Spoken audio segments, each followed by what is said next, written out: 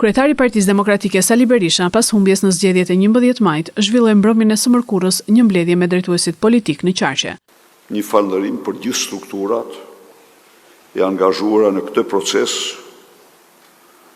i cili pati si rezultat final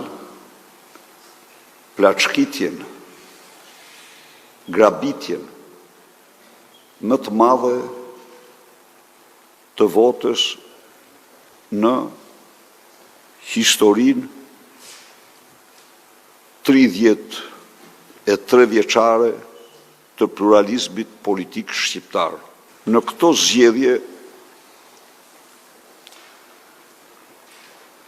u faktua në mënyrën më të pakundërshtueshme se sa më i madh